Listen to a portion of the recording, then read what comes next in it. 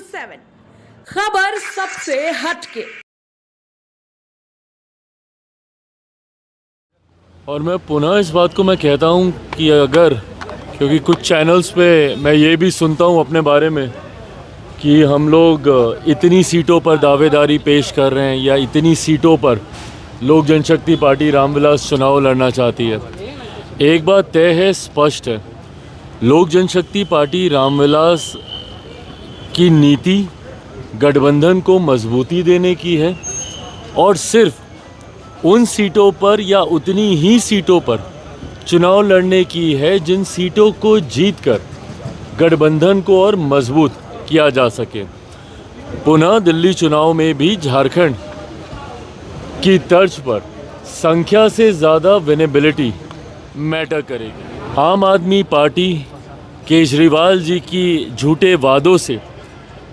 दिल्ली की जनता त्राही त्राही कर रही है और ख़ास तौर पर हमारे बिहार के लोग, पूर्वांचल के लोग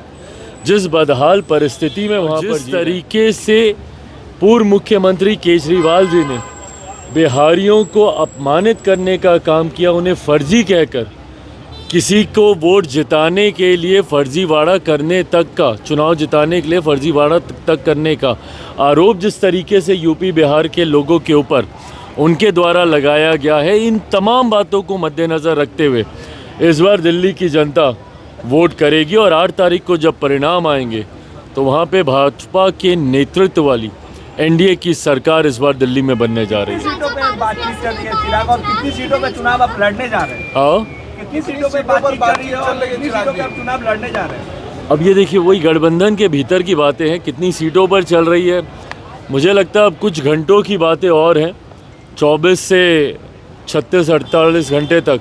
मुझे लगता है ये तमाम बातें सार्वजनिक हो जाएंगी। बट मैं पुनः दोहराता हूँ, कितनी सीटों पर नहीं, किन सीटों पर, संख्या से ज़्यादा विनेबिलिटी फैक्टर को मद्देनज़र रखते हुए हम लोग चुनाव की चर्चा कर रहे हैं। एनडीए गठबंधन न सिर्फ केंद्र में बल्कि बिहार में भी मजबूती से आगे बढ़ने का काम कर रहा है और ये एनडीए गठबंधन, ये डबल इंजन की सरकार बिहार में न सिर्फ 2025 तक बल्कि बिहार विधानसभा के चुनाव के बाद अगले 5 साल तक केंद्र और राज्य में डबल इंजन की एनडीए की सरकार बरकरार रहेगी, इसमें कहीं कोई शक नहीं।